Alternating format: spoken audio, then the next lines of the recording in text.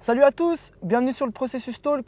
Aujourd'hui, on se retrouve pour parler de la compétition. C'est un sujet qui nous a été suggéré, donc on va le traiter pour faire plaisir à nos auditeurs. Et puis c'est aussi un sujet qui nous fait plaisir de débattre dessus. Est-ce que la compétition est une obligation? Dois-tu faire de la compétition?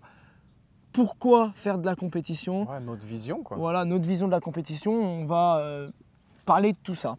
Juste avant de commencer, on va définir le terme compétition. Enfin, notre vision du terme compétition pour que ce soit bien clair de ce dont on parle aujourd'hui. Ok. Comment toi tu définis la compétition? C'est une comparaison. Simple, ok. Simple. Est-ce que c'est une nécessité? Non, le principe c'est de se confronter à quelqu'un d'autre en fait, qui fait la même chose que toi. Ok. Donc pour toi, comment tu définis la compétition? Se comparer à quelqu'un. Se comparer pour s'évaluer, voilà, c'est ça. D'accord, se comparer pour évaluer. Ok, tu vois par exemple, parce que pour moi, il y a se comparer pour évaluer, mais si on veut utiliser le terme compétition d'un point de vue un peu plus philosophique, on pourrait aussi dire que tu peux te mettre en compétition avec toi-même, sans forcément te comparer aux autres, mais te comparer à toi-même. Alors, ouais, ok. Voilà. Ok. Avoir une compétition, perso, genre je veux courir 10 km, je ne m'inscris pas à une compétition à proprement parler, je le fais pour moi-même, c'est ma compète. Ouais, mais quelque part, il y a une rencontre avec d'autres personnes, donc quelque part tu te compares aux autres. Et je veux dire, non, tu le fais pour toi-même, solo. Et je veux dire, là, tu prends un sport. En fait, même ça marche pas parce que. Alors, si tu pars tout seul et que tu vas faire ton 10 kills, ok. Le problème, c'est que si c'est une course qui est organisée, il va y avoir d'autres gens. Et à la fin, il y a un classement des chronos. Donc, au final, tu le fais. Oui, tu te compares à toi-même, mais tu te compares aussi aux autres. Mais si tu le fais sans t'inscrire à une compétition. Alors, oui. Non, mais ça, dans tous les cas, ça reste une comparaison. Moi, je trouve ça intéressant de parler de comparaison. Et ensuite, il y a des sports où tu peux pas faire une compétition contre toi-même. Oui. Typiquement, tu fais pas une compétition de foot contre toi-même, tu vois. C'est un peu chaud. C'est forcément, tu te confrontes contre une équipe, avec une équipe. Tu prends des sports de combat, tu te confrontes forcément à quelqu'un. Après, si le sac de sable est plus fort que toi, il faut peut-être te remettre en question. Ou à contacter des vrais bons préparateurs physiques. Ok, bon, c'est bien. Se comparer pour évaluer.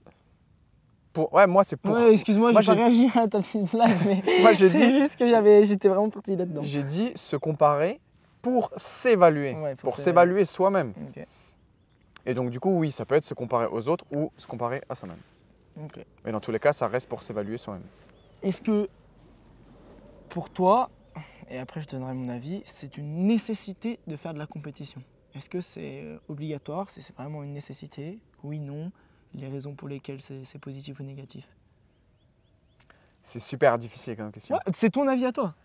En vrai, c'est ton avis à toi. Tu peux avoir les deux avis. Puis là, il me prend à chaud. Moi, je suis pas réfléchi à la question. Moi, je pense que c'est pas obligatoire. Mais par contre, je recommanderais quand même à tout le monde d'en faire à un moment donné. Parce que c'est un état des lieux, parce que c'est une évaluation. Et puisque c'est une évaluation de soi, c'est quelque part, c'est aussi une introspection. C'est une introspection et ça force l'introspection aussi. Tu vois ce que je veux dire? C'est que tu fais une introspection, tu penses que c'est ce que tu vaux, tu t'évalues et ensuite tu as le résultat de ce que tu vaux vraiment.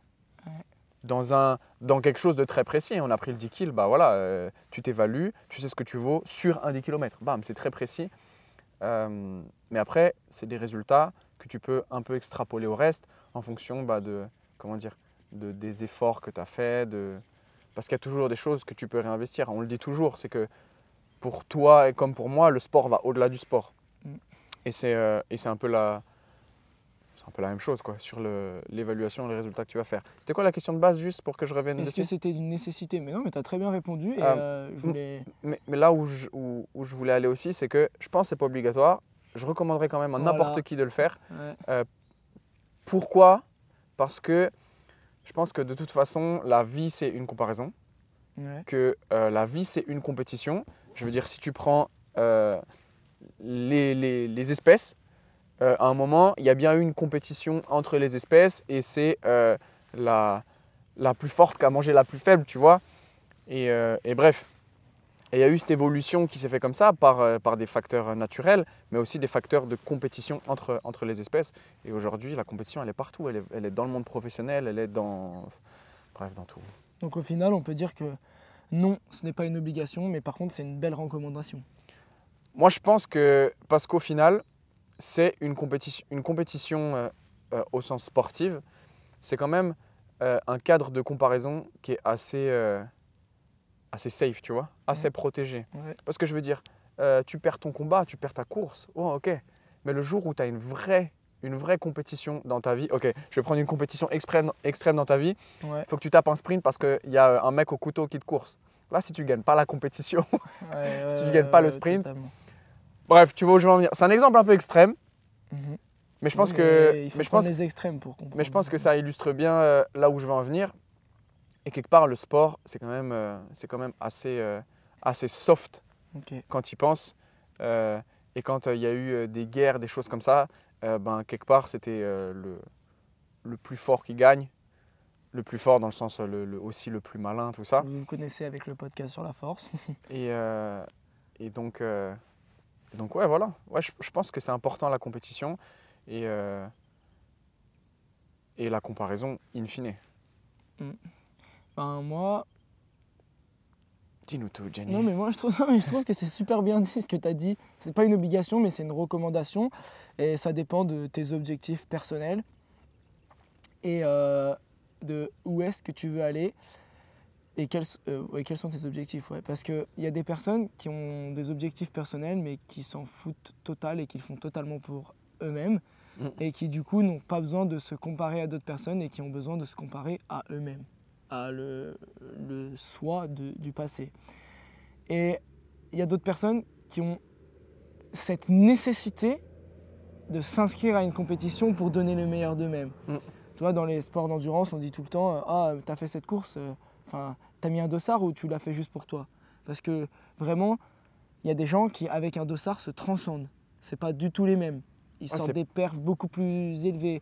Ils veulent vraiment essayer de battre quelqu'un qu'ils avaient envie de battre. Donc voilà, c'est aussi avoir un aspect pour soi-même pendant la compétition envers les autres. Et ça peut te permettre de vraiment aller chercher le maximum de tes capacités. Mais parce que quelque part, la compétition fait un peu ressortir, tu sais, cet instinct animal que tu as en toi. Oui. Tu sais, c'est que si tu as couru un ultra et qu'à la fin, tu as un ours qui te court après, je peux te dire que tu as beau être éclaté parce que tu as couru. C'est combien un ultra par exemple? C'est plus de 110 bornes. Bref, tu as couru plus de 100 bornes.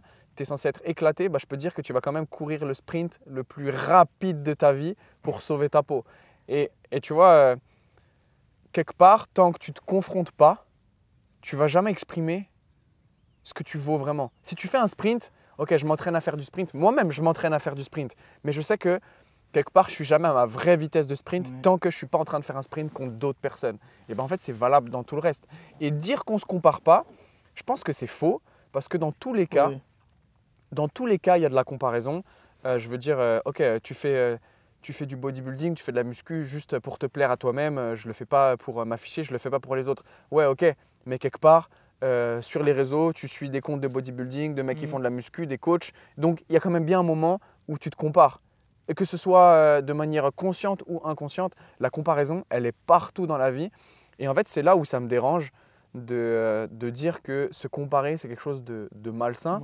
C'est pas la comparaison qui est malsaine, c'est la relation que tu as avec la comparaison. Tu l'as déjà bien assez dit dans un ancien podcast. Ouais, je l'ai déjà dit, et je continuerai de le redire parce que je pense que fondamentalement, c'est vrai. Et que si tu as un problème avec la comparaison, ben, il faut que tu traites ce problème parce que le problème, ce n'est pas la comparaison. C'est pas la compétition le problème. Ok.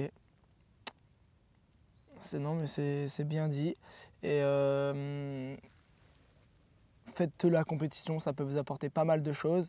Et par rapport au podcast qu'on a fait la semaine dernière, qui est sorti la semaine dernière du coup,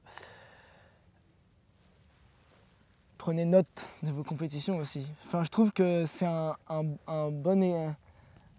une bonne démonstration d'investissement parce que ça veut dire que si tu as une compétition, tu as préparé cette compétition et tu as des valeurs, tu as une évaluation qui est ta compétition. Alors évidemment, il faut encore une fois être contexte dépendant, prendre le contexte de la compétition, les conditions dans lesquelles tu étais. Enfin voilà, il faut prendre tout ça, mais ça te donne quelque chose de très objectif. j'ai mis tel temps pour parcourir telle distance, j'ai réussi à faire tel tonnage total sur la compétition. Tu fais un état des lieux. Voilà, tu fais un état des Tu lieux. fais un état des lieux. Et là, on va limite pouvoir dire que tu avais les meilleures conditions, parce qu'en général, on est dans de bonnes conditions dans des compétitions, et que toi, tu as mis aussi les chances de ton côté pour aller le plus loin possible dans cette compétition. Ouais. Moi, je voulais juste aborder du coup la mise, mettre de son côté toutes les chances pour être le plus performant. Il faut passer par une planification adéquate. Attends, on peut dire autre chose avant de partir sur la Vas-y. planification. C'est que, tu sais, par rapport aux compétitions et du coup à la comparaison, c'est que selon moi, il y a aussi beaucoup de valeurs qui vont être importantes et que tu vas retrouver dans le sport, mais du coup aussi dans le sport de compétition. Oui. Et on l'a déjà évoqué dans un autre podcast, mais à un moment, il était question d'enlever les médailles dans les compétitions pour les enfants. En gros, il n'y a pas de gagnant, pas de perdant. Et en fait, en faisant ça, tu détruis tout un système de valeurs, à savoir la récompense et puis surtout le travail, l'effort. Et en fait, si tu détruis ça, eh ben, moi, je pense que tout s'effondre et en fait, tu vas juste abaisser les standards encore plus. À quoi bon s'entraîner? Et bah, c'est ça. Et en fait, pour gagner une médaille dans une compétition ou juste pour se dépasser, ça demande d'être exigeant. Et l'exigence, c'est de la bienveillance. En fait, la bienveillance sans exigence, c'est pas de la bienveillance, c'est du laxisme en fait. C'est ça, c'est du laxisme et tu tends à niveler ton niveau par le bas, alors que aujourd'hui, c'est complètement la démarche dans laquelle est notre société, je trouve. Mais là, ça rend peut-être un peu trop politique, mais bref, ce n'est que mon opinion. Et on gagnerait beaucoup à niveler le niveau vers le haut. Et ça veut dire mettre les moyens derrière pour que les gens puissent être meilleurs, quoi. Exemple ultra concret, nos testings articulaires. Ouais. À chaque fois, dites-vous, on a mis des standards pour standardiser un peu le testing. On vous en a déjà beaucoup parlé dans l'épisode précédent. L'épisode président. Alors, parce qu'en fait, c'était un indice, mais dans le prochain épisode, on va recevoir notre président. voilà. Mais du coup, le testing articulaire, on a mis des standards. On s'éloigne un peu de la compétition, mais c'est pour parler de niveler le niveau par le haut ou par le bas. Et on ne s'éloigne pas, parce qu'en soi, en compétition, il y a des standards. Oui, il y a des standards. Nous, on a mis des standards à chaque fois qu'on se regardait, quand on hésitait entre deux chiffres, on a toujours mis le chiffre le plus haut. Plutôt tant de degrés ou tant de degrés sur cette amplitude, on a tout le temps mis le chiffre le plus haut pour se dire, au moins, on le pousse à aller travailler sur cette fonction-là parce qu'elle est à la limite. Si elle a le chiffre d'en bas, ça veut dire qu'elle est à la limite. Donc, il faut qu'on mette plus pour qu'elle aille chercher ce plus. Parce qu'on est exigeant et on est exigeant parce qu'on est bienveillant. Voilà, en fait, c'est de la bienveillance. Tu l'as bien dit, si on te met le chiffre d'en dessous et que nous, on met le standard au-dessus, c'est pour qu'en fait, on soit bienveillant avec toi. Parce que si on met, c'est à peu près juste, toi, tu vas te dire dans ta tête que c'est juste. Tu vas pas dire c'est à peu près juste, tu vas dire c'est juste et tu vas pas avoir envie de bosser sur cette articulation ou cette fonction. Et puis derrière, en fait, on te ment parce qu'on t'envoie au casse-pipe, sur le terrain, dans ta course que tu veux, alors qu'en fait, t'as pas ce qu'il faut pour. Alors que si tu as plus, on est sûr que tu es une machine de guerre. Voilà, donc en fait, j'ai pas envie de dire qu'il faut toujours plus, mais il faut aller chercher plus loin, plus d'amplitude, plus de performance. Et aller chercher plus loin, plus fort. Ça peut être aller chercher plus, mais ça peut être aussi aller chercher mieux. Oui, mieux. Ça peut être totalement ça. Ouais. Enfin bon. On peut rentrer du coup dans le point suivant. Planification. Au niveau planification, ce que je voulais dire, c'est que tout ce qu'on va dire ici, c'est comme les anciens podcasts qui étaient un peu plus pratiques, mais c'est encore une fois contexte dépendant. On te donne des pistes pour que toi, tu aies des idées un peu plus claires, ajuste par rapport à ton contexte à toi, par rapport à tes échéances. Ouais. Enfin bref, ce que je voulais savoir, c'était dans ton sport à toi, dans le sport que tu pratiques actuellement, est-ce que déjà tu fais des compétitions? Attends, moi je pense que déjà, est-ce que toi tu es compétiteur? Moi je suis compétiteur dans l'âme. Ok. C'est-à-dire que même si c'est pas une compétition, on va dire que c'est un concours de beats. Je vais à mon entraînement, le gars, je sais qu'il est plus fort que moi, mais je vais me dire qu'il faut que j'essaye d'être comme lui. De toute façon dans Voilà. dans les salles, il y a trop ce truc-là. Il Ouais. y a Enfin, trop bref. ce truc de comparaison. Mais Avec là, l'âge, j'arrive à me raisonner, à me dire oui, lui, il est beaucoup plus fort que toi. ouais, mais Arrête. ça t'empêche pas de. Mais ça me motive en fait. Voilà, Voilà. c'est là pour moi, je pense que c'est une comparaison bienveillante parce que du coup, tu es exigeant et tu te dis putain, Voilà. je veux faire ce qu'il est en train de faire. Exactement. Alors après, si des fois tu veux faire ce qu'il est en train de faire alors que tu n'as clairement pas le niveau, mais le je niveau, sais être, là c'est un extrême je suis et du coup, objectif quand même. c'est pas bienveillant. Par contre, ce qui serait bienveillant, c'est de se dire ok, je vais m'entraîner intelligemment pour que je puisse avoir ce niveau. Ouais. Mais du coup, Du coup, oui, je suis compétitif. actuellement, tu fais quoi comme compétition? Alors, c'est moi- quoi ta dernière compète? Ma dernière Voilà, ça compète- parle compétition et il fait pas de compétition. Ah si, mais c'est juste que justement, et moi j'ai une vision assez particulière des compétitions. Ma dernière compète, elle remonte à ma vraie compète, elle remonte à le 9 juillet l'année dernière. Donc 2023. 9 juillet 2023. Ok, donc c'était il y a longtemps. Exactement. C'était il n'y a pas si longtemps. Ouais. Mais, mais, j'ai fait en off une compétition pour moi-même. J'ai fait monter-descendre une montagne le plus vite possible. Ouais, ok. Ouais, bah c'est son délire, voilà, laissez-le monter descendre, ouais, c'est tout. Le mec prend Enfin, les escaliers. Donc j'ai voulu faire cette compétition pour moi-même. J'ai juste mis un point de départ, un point d'arrivée. C'était mes standards à moi, mon exigence à moi, Ouais. mon mental à moi. J'étais solo, il n'y avait personne, j'avais pas de dossard, j'ai rien payé. Ok, j'ai dit je fais cette montagne le plus vite possible et je me suis entraîné pour. Malheureusement, je l'ai fait en fin août, début septembre et du coup les 3 mois d'entraînement, bah, le jour où je voulais le refaire, il neigeait. Du coup, bah, j'ai pas pu le faire parce que du coup, évidemment, ça En allait- août, il neigeait? Non, mais j'ai fait la compète, enfin j'ai fait le testing, on va appeler ça un testing, même si c'est pour moi une compétition que je referai bientôt. Je l'ai fait en août Ouais. et du coup j'ai fait 3 mois de training pour ça.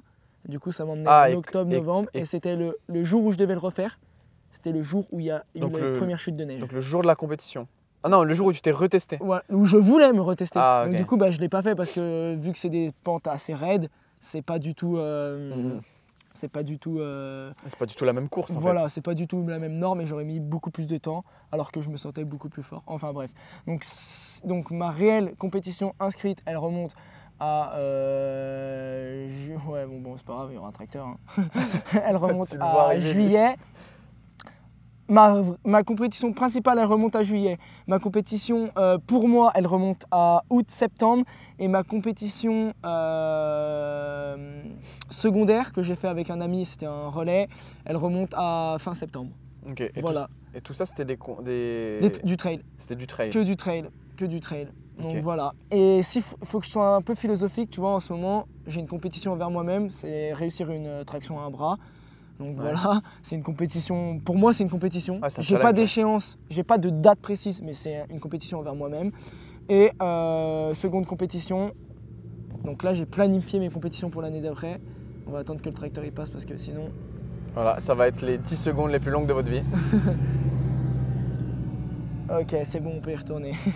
Donc, pour les compétitions à venir, sauf si tu veux toi exposer tes compétitions avant. Vas-y, j'y vais après. Je fais mes compétitions. Ok, donc sur mes compétitions à venir, pour le moment, c'est là où je disais que je suis un peu particulier sur ma planification de compétition. C'est que pour moi, on devrait avoir une seule, sauf les sportifs de haut niveau, ils sont une catégorie à part. On devrait avoir, nous, une seule compétition par année qui est la compétition principale. Là, il devrait y avoir, enfin en tout cas dans mon sport, le trail, j'estime que tu devrais avoir une seule compétition pour laquelle tu te prépares à bloc pour celle-ci. Tout le reste, c'est secondaire C'est des et tests. c'est pour apprendre et se mettre en condition de compétition. Mais ça devrait être secondaire. Voilà, donc les compétitions qui arrivent, je ne sais pas si on entend encore le tracteur, enfin bref, les compétitions qui arrivent, c'est fin août à la MCC, c'est une des courses de la finale UTMB. Voilà. Ok. Et c'est un 40 km et c'est la compétition pour laquelle je me prépare cette année, 26 août 2024. Voilà. Stylé. Et je sais que en amont, j'aurai 3 courses préparatives et je sais qu'après, j'aurai une course en off, en moi perso. Voilà. Donc en gros, j'ai 5 compétitions dans l'année. Je pense qu'il y a certains sports où tu peux pas te dire j'ai qu'une Ah, échéance. mais c'est impossible Mais de me dire ça. C'est ce que je dis, c'est dans mon En sport. tout cas, c'est sûr qu'il y a des hiérarchies des compétitions mais il y a certaines, comment dire, il y a certaines disciplines où les compétitions s'organisent de sorte à ce qu'il y a quand même toute une étape de, Oui, de qualification totalement. qui fait qu'il y a quand même toujours des enjeux. Mais normalement, la dernière est la plus difficile. Ouais, ouais, ouais. Bah, en fait, là, il faut qu'on fasse une aparté là-dessus. J'avais pas du tout noté dans les notes, mais je pense qu'il faut on va faire 3 catégories. Sport individuel, sport avec un circuit, un peu football, handball, il y a un circuit tout au long de Ouais, l'année. il y a même Un plusieurs championnat circuits en quoi, où même il y a temps. plusieurs championnats, voilà. Et on peut faire aussi la dernière catégorie, c'est les phases qualificatives, mais qui sont différées dans le temps. Donc c'est des étapes.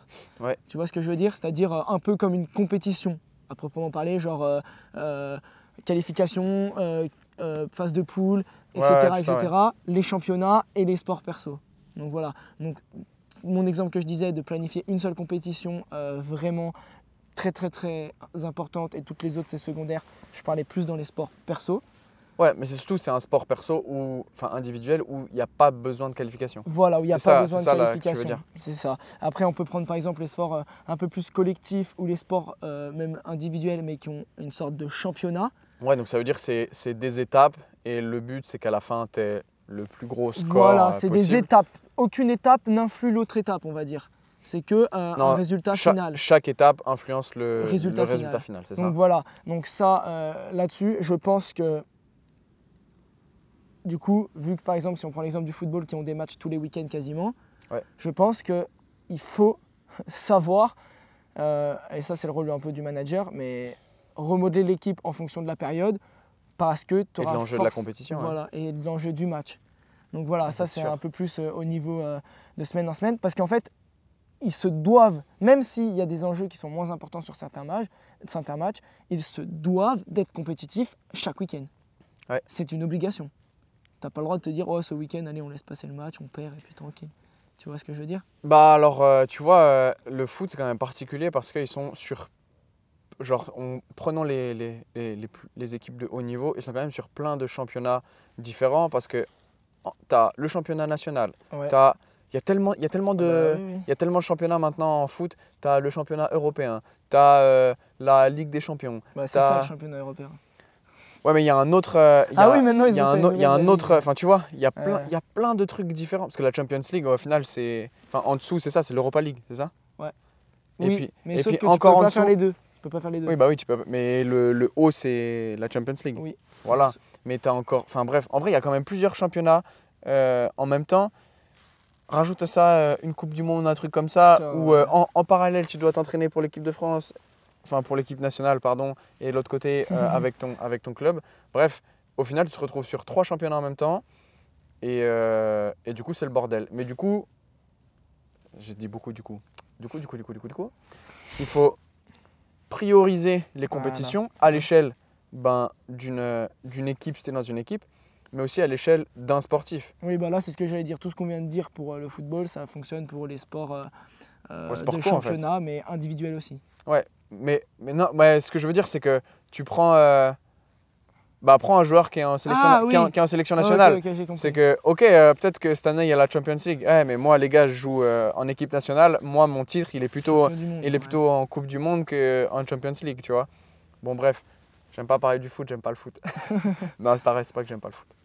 Non, mais enfin bon, vous avez compris, prioriser. Pour moi, tu peux pas mettre toutes au même niveau. Non, C'est c'est impossible. impossible. Tu es obligé de, dans ta saison, planifier des moments où tu auras des pics de forme, des moments où tu viendras faire ta compétition, mais tu sais que tu ne seras pas forcément le plus performant. Donc voilà. Et après, la dernière catégorie, bah, c'est les étapes qui influent les unes aux autres. Mm. Exemple du CrossFit. Tu passes pas une étape, mec, c'est fini. C'est fini pour toi, quoi. Alors c'est évidemment, tu as d'autres compétitions autres que pour aller au championnat du monde, mais le Saint Graal, c'est les CrossFit Games, et du coup, tu te dois de faire des micro-planifications, en fait. Ouais. Tu te dois d'être prêt pour la première étape, même si en réalité, pour les professionnels, c'est très simple.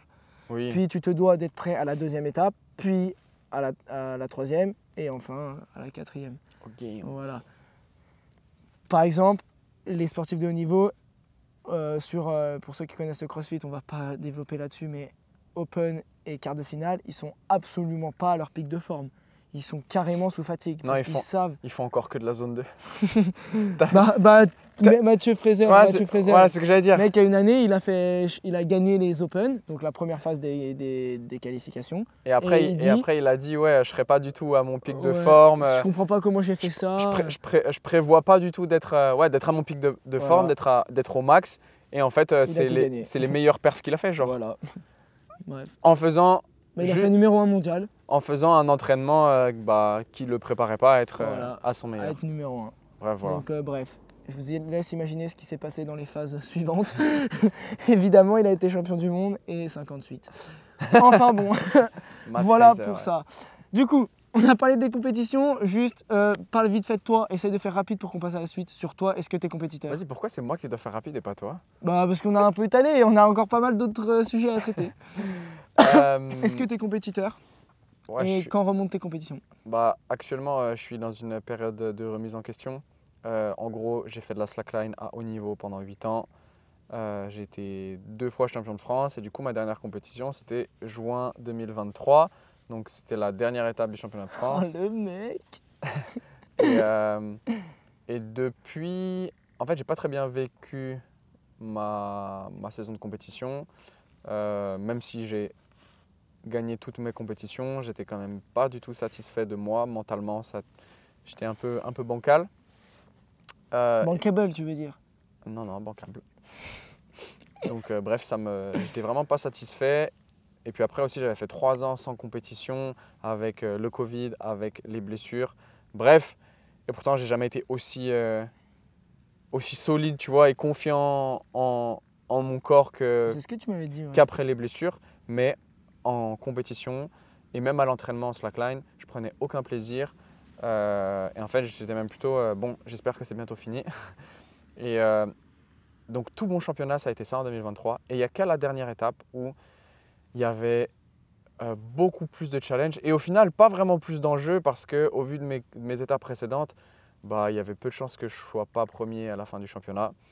Mais être premier en terminant cinquième de la dernière étape, tu vois, ça ne le faisait pas. Ouais. Et il y avait quand même un gros niveau. Et puis, j'ai fait le strict minimum en termes de score pendant toute la compétition. Et puis à la fin, je vois que je jouais mon podium et que là, que j'étais contre quelqu'un de solide, tu vois. Et il a vraiment fallu que je me mette ce coup de pied au cul pour vraiment faire le meilleur que je peux. Et je pense que j'aurais pu faire mieux, mais j'étais quand même content de la perf que j'ai faite. Et là, j'ai retrouvé du coup un sentiment de plaisir, tu vois, dans la compétition.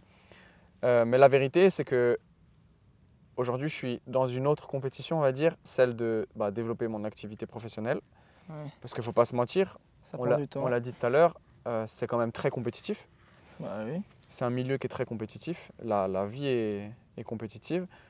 Mais j'avoue que j'arrive à un stade où il me manque ce côté échéance sportive. Et je suis en train de me demander si je ne me remettrais pas à la compétition dans un sport.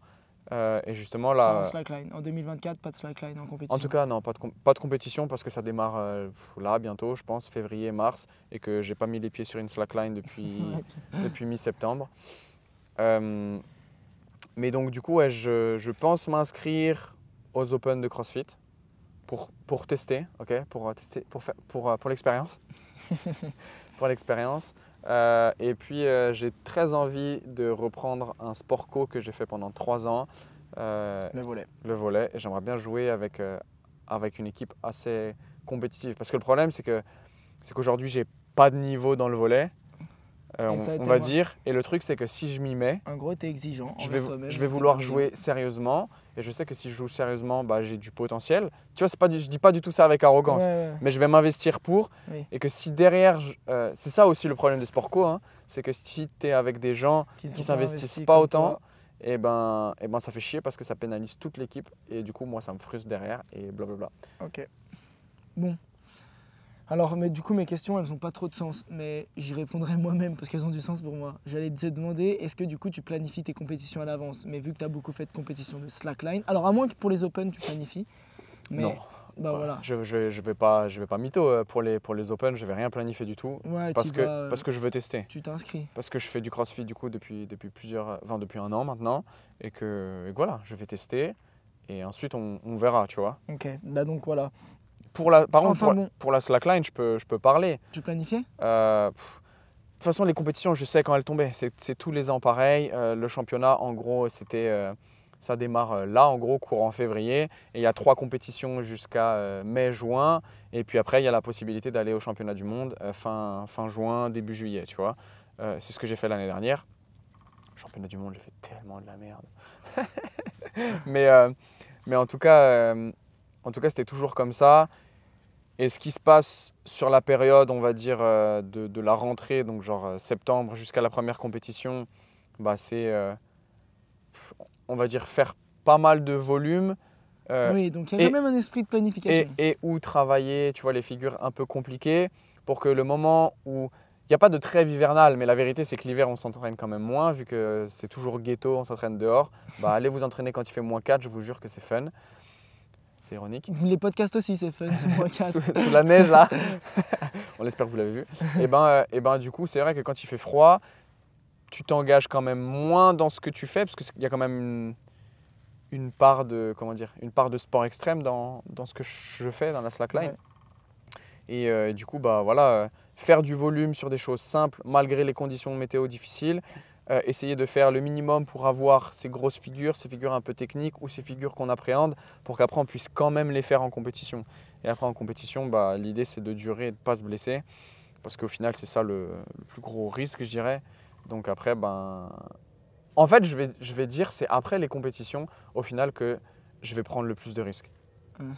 C'est peut-être con, mais je sais que physiquement, je me serais économisé sur les compétitions. Ça ne veut pas pour autant dire qu'il n'y a pas eu de fatigue parce qu'il y a eu beaucoup de stress, donc beaucoup de fatigue générée par ça, par l'attention que ça demande. Mais après, il y a aussi le fait que vu que c'est fin de l'été, bah, c'est les bonnes conditions pour que je puisse m'entraîner dans les meilleures conditions et que je puisse tester de nouvelles choses, tu vois. Okay, ouais, ok. Ça Voilà marche. ma planif. Alors, la slackline aussi, c'est un peu particulier. C'est pas comme. C'est un truc marginal, hein, voilà, faut pas se c'est mytho. Donc voilà. Moi, j'avais juste noté une question, mais du coup, je vais juste y répondre comme ça. C'est combien de compétitions à l'année? Bah, j'ai envie de te dire déjà. 4. Ouais. Là, j'ai répondu pour moi. Non, mais 4? Ouais, mais si on devrait donner un chiffre, pas universel, mais un chiffre qui guide bien, pour moi, déjà, des personnes qui font des compétitions tous les week-ends, c'est beaucoup trop. Enfin, encore une fois, à remettre dans son contexte, tu es footballeur, c'est pas beaucoup trop, c'est normal. Mais si tu C'est tapes comme un trail à bloc tous les week-ends, c'est beaucoup trop, je te le dis, arrête, fais pas ça. Même une fois par mois, ça fait beaucoup. Hein. Même une fois par mois ou tous les 2 mois, moi je trouve que ça fait beaucoup. Tout simplement parce que si tu planifies correctement tes compétitions et que tu planifies correctement tes entraînements pour tes compétitions, déjà la semaine avant ta compétition, c'est pas une semaine de développement. La semaine après ta compétition, c'est pas une semaine de développement non plus. Non. Ok? Donc maintenant, c'est qui déjà qui avait fait ce calcul là où en gros. c'est ce que je vais faire. Je vais le faire en présentiel. Moi, je le fais à chaque fois. Donc déjà Donc, 8 semaines. Déjà là, si tu fais 4 compétitions dans l'année, tu as 8 semaines où tu ne développes rien. Tu ne t'entraînes pas, tu ne développes rien. Sur 52 semaines, Ok. ça fait beaucoup. Hein. Voilà. Donc imagine-toi si juste tu fais 10 compétitions dans l'année.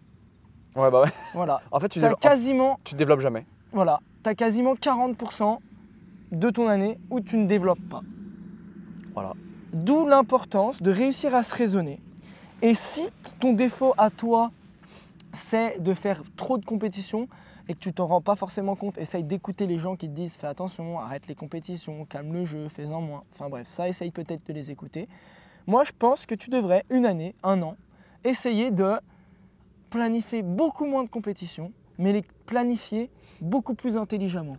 Vraiment mettre des niveaux d'importance à tes compétitions. Celle-ci, c'est la plus importante.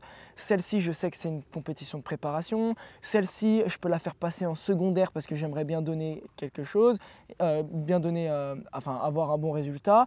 Et puis voilà, tu le fais progressivement. Essayer de mettre une hiérarchie à l'importance de la compétition, je pense que c'était important.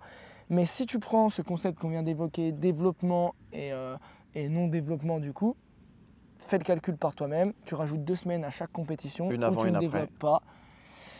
Et j'ai même envie de te dire sur les grosses compétitions, après c'est pas une seule semaine où tu ne développes pas, c'est 2-3 semaines, voire un mois où tu ne développes rien. Ça dépend de la compétition, le voilà, sport, mais ouais, ça ouais, je dépend suis de la d'accord, compète, ça ça prend du dépend de temps. l'impact que ça a eu sur toi. Mais Parce qu'il n'y a pas que le physique en fait. voilà, Il n'y a pas que le physique. Ça prend, pas du tout que le physique. ça prend même. des ressources en termes de stress, en termes émotionnels, attentionnels. Et en fait, je pense que la fausse idée que se font les gens de l'entraînement et du sport en général, c'est que dès que tu t'entraînes, c'est pour développer.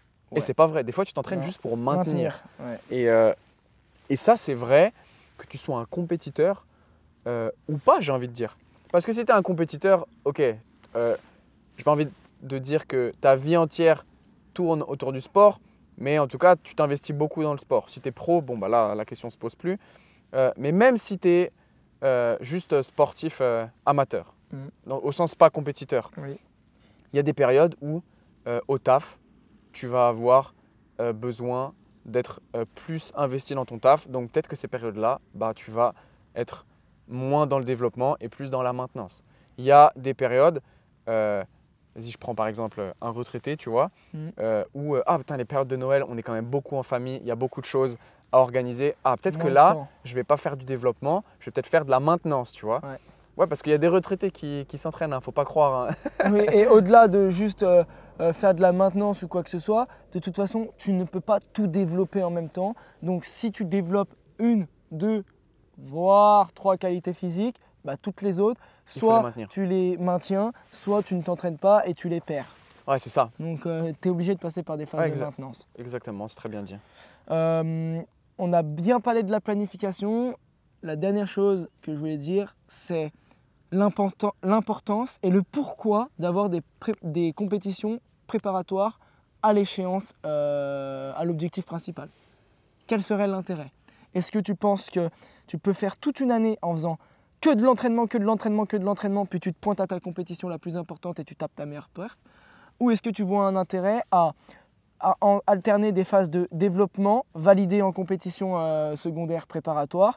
Tu refais ça une, deux fois, puis après tu te développes à balle et là tu arrives à ta compétition la plus importante. Quel serait l'intérêt des courses ou compétitions préparatoires? Moi, ce qui se passe, c'était quand même que chaque compétition était importante, étant donné que c'était un championnat. Il fallait que je fasse le mieux pour qu'à la fin j'ai le score le plus élevé possible. Donc là, encore une fois, ça dépend un peu de ton contexte. Donc dans tous les cas, chaque compétition était importante. Il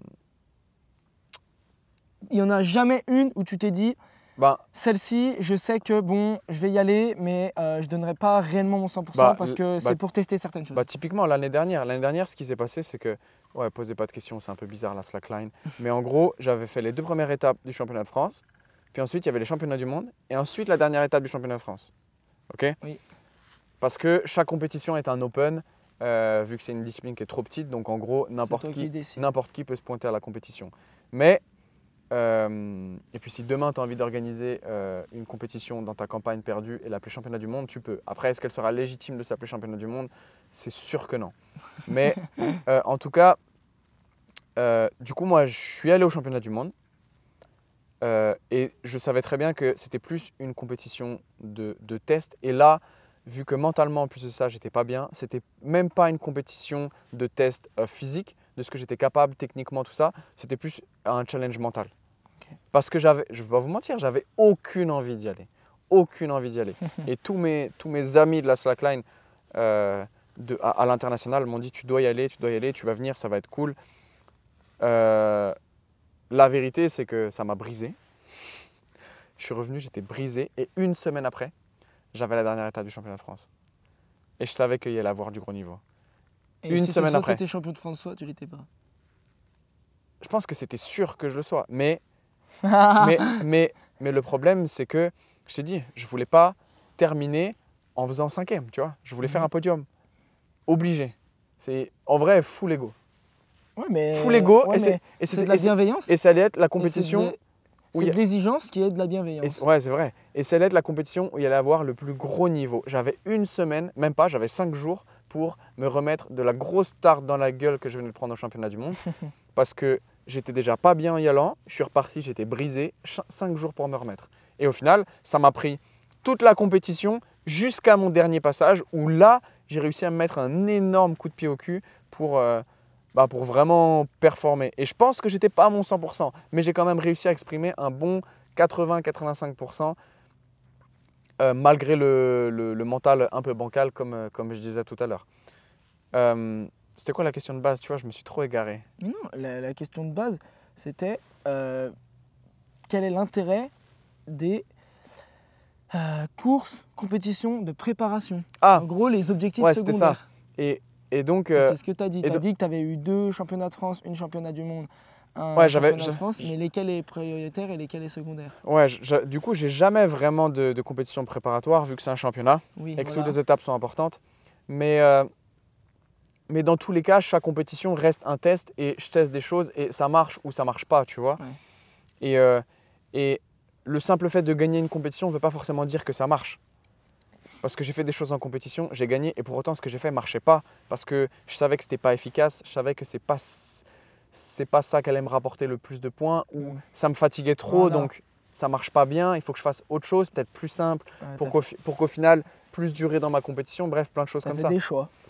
Exactement. Tester pour faire des choix, on en a parlé dans l'épisode précédent. Ok, bon. Toi du coup, Bah tu fais moi, moi, je fais en compétition, je fais que du trail, donc ça sera spécifique au trail. Tu peux peut-être retrouver des choses pour ton contexte à toi, mais en gros, comme je l'ai dit, pour moi, il n'y a qu'une seule compétition dans l'année qui est importante. Toutes les autres, c'est du secondaire. Pourquoi est-ce important? Moi, ça me paraît important de faire des courses préparatoires pour tester, pour enlever le paramètre inconnu. Parce que dans le trail, tu dois tester ton équipement, chaussures, vêtements, parce que tu peux avoir des frottements, ton alimentation, ta condition physique, ton entraînement, est-ce qu'il a fonctionné. Donc pour moi, c'est chaque compétition qui est secondaire a un objectif. Tester ta stratégie. Voilà, il faut tester une stratégie. Si tu arrives un jour en compétition et que tu n'as pas testé tout ce que je viens de dire avant, pour moi, tu fais une erreur. Et un jour, je vais te donner un exemple. J'ai une athlète qui faisait un semi-marathon, je pense qu'elle va se reconnaître. Et elle me dit j'ai acheté un nouveau short, je vais le mettre pour la compète, ça va être trop bien. Je lui ai dit Chloé, moi je serais toi. Merde, j'ai dit son prénom. Je suis con. J'ai dit moi je serais toi, tu devrais pas mettre ce short à la compète parce que tu l'as pas testé et c'est possible que tu aies des irritations et que ça te fasse chier. Mais non, Gianni, je te dis, ça va le faire et tout. Et c'est ce qui s'est passé. Bam, compétition. Chloé qui fait le semi-marathon, qui revient me voir après le semi. Ah bah ouais, t'avais raison, j'avais des frottements. Bah ouais, mais parce qu'on l'avait pas testé avant à l'entraînement. Et c'est du détail, hein. À l'entraînement, et tester un short. C'est quand du même, détail de quand tester tu un penses. short. C'est du détail, mais ça ça a fait l'importance sens. parce que si tu t'inscris à ta compète, tu mets toute ton énergie dans l'entraînement, tu mets toute ton énergie dans la planification, dans la stratégie, dans l'alimentation, dans tout, pour que tu abandonnes parce que tu as une putain d'irritation entre les cuisses, mec, je peux t'assurer que t'as les morts. Je peux t'assurer que pour cette putain d'irritation sur les cuisses, tu t'es dit pourquoi j'ai pas mis un putain de short que j'avais déjà mis avant, tu vois. On ressent la haine. Ouais, c'est non vrai. mais je peux te le dire parce que moi je l'ai déjà expérimenté sur moi-même et c'est des choses qu'il faut essayer d'enlever un maximum de paramètres. Donc pour moi, ça fait sens. C'est pas une obligation encore une fois, mais parce que tout ce que je te dis là de mettre en place en compétition préparatoire, au final pour moi, tu peux très bien le mettre en place dans tes entraînements. Ouais. Tu vois, tu peux très bien tester ton alimentation en entraînement, tu peux très bien tester ton short en entraînement. Mais c'est ce qu'on disait au début, c'est que est-ce que c'est les vraies conditions de Exactement. compétition tant mais que c'est est-ce pas que une c'est les vraies compétition. conditions? Et est-ce que tu as cette comparaison avec l'autre personne? Tu vois, quelque part, si de temps en temps, tu vois, je prends le foot parce qu'au final, ça parle à tout le monde, tu vois. Ouais. Si des fois, l'équipe de France, elle fait des matchs amicaux, Oui. c'est pas pour rien. Ah oui. Alors que quand c'est l'équipe de France contre l'Azerbaïdjan, bon bah, y a pas trop. Normalement, il n'y a pas trop de surprises. Et ben, quand bien même ils le font, bah parce qu'ils testent. Ils testent des stratégies, ils testent. Et dans stratégie, il y a, tu vois, tout ce que tu viens de dire, l'alimentation, la disposition, l'équipement. Mais eux, ils ont la stratégie à tester. Donc voilà. Donc en fonction de ton sport, il y a il y a des paramètres à tester. Et voilà. Donc voilà, pour moi, fais des phases de compétition. Tout ce que je viens de te dire là sur la planification de tes compétitions, la planification de tes entraînements pour les compétitions, le testing en entraînement ou en compétition préparatoire, donc des objectifs secondaires, pour moi, ça, tu dois être accompagné par un préparateur physique, hein, ou du moins par quelqu'un qui te programme tes entraînements. Ou alors tu le fais par toi-même, mais il faut que tu y réfléchisses vraiment correctement. Il ne faut pas le prendre à la légère. Et puis tu peux aussi faire le taf toi-même et ensuite demander un avis d'un pro, tu vois. Voilà, parce que c'est ce dont j'ai noté la suite, c'est l'après-compétition. Pour moi, si tu fais une compétition, qu'elle soit préparatoire, pré-préparatoire, que ce soit ton objectif secondaire ou pas, pour moi, il faut que tu en tires des conclusions. Voilà, il faut que tu en tires des leçons. Il faut que tu te dises, ok, dans cette compétition, qu'est-ce que j'ai appris? Qu'est-ce que j'ai bien fait? Qu'est-ce que j'ai mal fait? Si juste tu fais ta compétition et je passe à la suite, ça c'est fait, pour moi, ta compétition, c'est un entraînement comme un autre. Elle n'a pas servi à grand-chose, tu vois. Le principe d'une évaluation, c'est quand tu es à l'école, c'est de savoir ce que tu sais et ce que tu sais pas. Bah, c'est d'évaluer ton niveau. Et donc, si ce que tu sais pas, logiquement, tu vas faire en sorte de le savoir. Bon, l'école, c'est un peu chiant, donc c'est pas le meilleur exemple. Mais là, enfin bon. ce qui marche pas, du coup, il faut que tu le revoies pour que ça marche ensuite. Donc du coup, l'après-compétition, qu'est-ce que t'apportent les compétitions? Des pistes. Des pistes de travail, d'expliciter tes points forts aussi. Ça te permet d'expliciter tes points forts. De faire mieux, et puis on pourrait même être un peu plus philosophique, c'est qu'il y a des choses que tu tires de la compétition, des valeurs que tu peux extrapoler à ta vie de tous les jours. À ta vie de tous les jours. Fin du podcast. Donc, voilà. Ensuite, qu'est-ce que tu peux mettre en place suite à une compétition? On va faire sous 3 catégories, à court, à moyen et à long terme. Nathan, je te laisse. À long terme, préparer la suite. Court terme. Récupérer. Ok, donc voilà, tu vois par exemple, en fait, dès que tu as fait une compétition, tu viens de soulever un sujet très important, récupérer. Ça peut te permettre juste de voir ta récupération.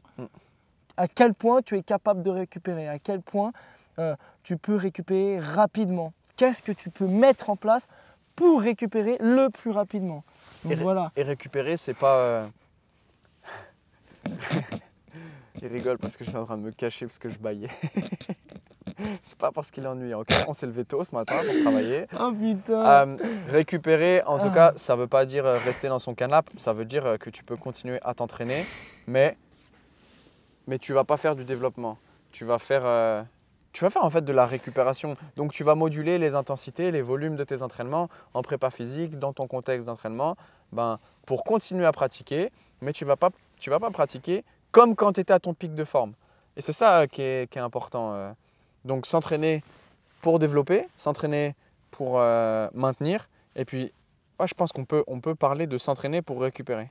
Ah ouais, carrément, sans surcharger. Voilà, c'est ça. Sans surcharger. Mais sans perdre aussi. En fait, c'est ça l'enjeu. À court terme, quand on entend à court terme, c'est dans les jours, la semaine qui suit. Hein.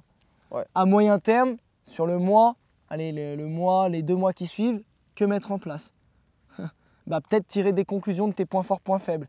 Et peut-être intégrer tout de suite du travail sur là où tu as été le plus mauvais. Ouais. Tu es d'accord avec moi? Et commencer à volume, en fonction de ta stratégie et du point bien sûr, mais ouais. à commencer avec des volumes et ou intensités relativement faibles pour mettre ça en place sur du long terme. Carrément. Et du coup, sur le long terme, c'est juste essayer sur une année de voir ton évolution par rapport à cette compétition. Donc, une compétition, ça sert à tirer des leçons. Fais en sorte de prendre note, de voir là où tu as été bon, là où tu as été mauvais, pour que tout de suite derrière, tu retournes au travail intelligemment, comme on l'a dit, à court terme. Le travail, c'est la récupération, voir à quel point tu es capable de récupérer. À moyen terme, mettre des stratégies, des méthodes en place pour évoluer sur tes points faibles ou pousser tes points forts. Et sur du long terme, c'est juste de pousser tout ça au maximum. T'es d'accord? Et puis aussi faire de la compétition pour kiffer. Ouais, putain, tu l'as bien soulevé sur le plaisir. Sur le plaisir. Il y a un moment, il faut T'as dit, kiffer, j'ai pas pris du plaisir. Prenez du plaisir, franchement. Il faut kiffer. Et puis si ça te fait pas plaisir, il faut remettre les choses en question. Tu sais que moi, ça, dans le trail, c'est super dur. Genre, moi, j'ai des courses où j'ai trop envie d'y aller, trop plaise. Je me lance sur la course, je suis trop bien. Et puis là, tu as l'aspect mental du trail quand ça fait 6 heures que tu es dans la montagne. Et là, tu te dis, peut-être que je serais mieux chez moi. Tu vois ce que je veux dire? Et tu te dis, merde, pourquoi je me suis inscrit là? Enfin Ah bref. ouais, je vois voilà. tellement. Et du coup, des fois, il y a des courses que j'ai finies, genre j'étais pas fier. Et juste la semaine d'après, je me suis dit, si putain, j'ai trop bien fait de le faire au final. Ouais, Donc, il voilà. faut se laisser le temps aussi de digérer la compétition. Hein. Parce que souvent, à chaud, t'as toujours tendance à voir le négatif. Bah Et- ouais, tout le temps. Et du coup, C'est le défaut, le et pire du coup, défaut de du l'être coup, tu humain. vois pas le plaisir. Moi, typiquement, je suis dans un sport qui est très visuel. Du coup, je filme tout ce que je fais. Et du coup, je suis dégoûté de ce que j'ai fait. Et puis, a posteriori, je regarde et je me dis, putain, en fait, j'ai quand même fait des choses Tu bien. pars de la slackline. Ouais, de la Oui, slackline. parce que maintenant, t'es un crossfitter quand même. Ah, il a du mal à le dire. Non, Allez, je suis- dis-le. Non, je suis pas sûr. Je suis pas sûr d'être Mais un en vrai, crossfitter. là, actuellement, tu te définis comment? En termes de sportif. Allez, ciao.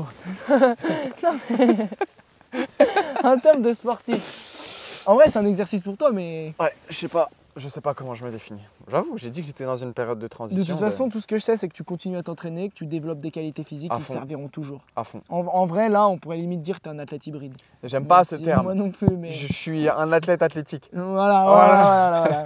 Je suis un athlète athlétique. Voilà ce que je suis. On a bien fait le tour.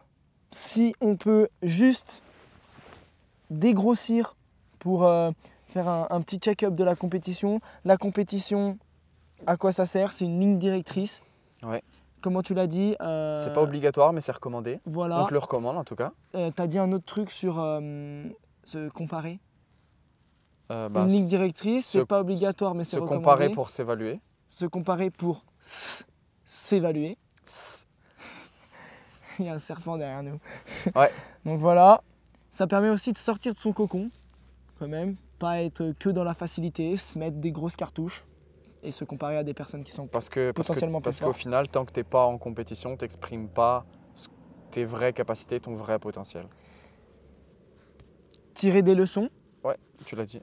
et mettre en place une stratégie pour aller à cette compétition.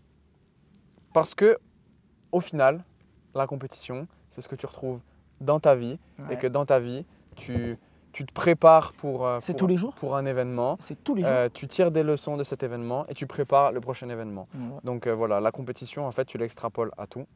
Et c'est tous les jours. La compétition, c'est tous les jours dans ton sport, dans ta vie, dans ton travail. À différents niveaux, Puis évidemment. même dans tes relations. Et même dans tes relations, ouais, en vrai. En vrai. Peut-être que tu veux choper la meuf de ton pote, tu vois. Ça, c'est un peu méchant. Tu veux quoi, toi Non, Euh, non, Et- mais non. Et simplement, bah voilà, du coup, j'ai perdu ce que je voulais dire. Ça fait 3 fois que je perds ce que je veux dire. Hein, parce que tu dis quelque chose. De ou la parce que- merde, parce que je dis de la merde. Ah si, c'est bon, je sais. Vas-y. Donc là, en fait, on a survolé le sujet de la compétition et on a beaucoup donné notre avis, notre expérience, et puis même parlé un peu philosophique.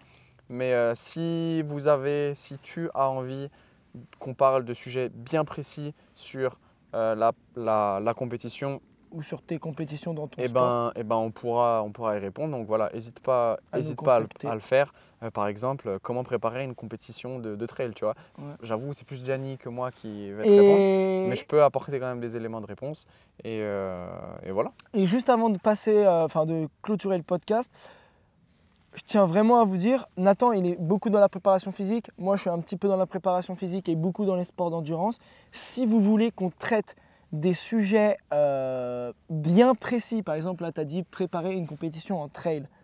Nathan, il aura toujours son mot à dire, tu auras toujours quelque chose à dire. Ça pourrait même être préparer son alimentation pour une course en trail, tu vois. Voilà, et ben, ça peut être un objet de podcast. Donc, n'hésitez pas, si vous avez des sujets bien précis, une question bien précise à laquelle tu aimerais qu'on réponde. Par exemple, est-ce que le genou peut dépasser les orteils? Non mais voilà, c'est des trucs un peu plus précis parce que là, c'est vrai que sur tous les podcasts qu'on a déjà fait, c'est des sujets assez globaux où on essaye de rentrer dans un sujet un peu plus précis puis en ressortir pour rester dans notre sujet global qui est aujourd'hui la compétition.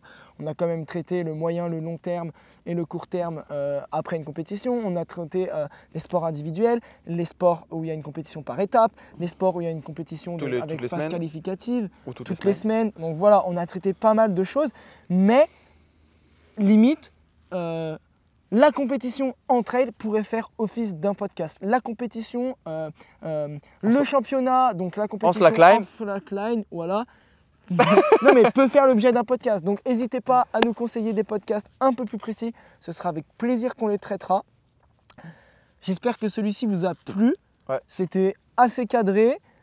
On a essayé de vous donner des tips qui vous permettent de vous retrouver dans votre contexte à vous. Puis de même parler si, de encore nous, une parce que fois, c'est pour nous que vous êtes là dans le processus talk. évidemment. Les prochains, avec des intervenants. Vraiment, on espère vous proposer des intervenants qui vous hype en fait, qui vous disent « Oh putain, je vais écouter ce podcast ». Voilà. Merci de nous avoir écoutés. Vous savez où vous pouvez nous retrouver sur les réseaux sociaux, les différentes plateformes d'écoute. 5 étoiles, commentaires, bra. Et n'hésitez pas à échanger avec nous. C'est un plaisir quand vous nous faites des retours sur le podcast. Bonne journée! Ciao!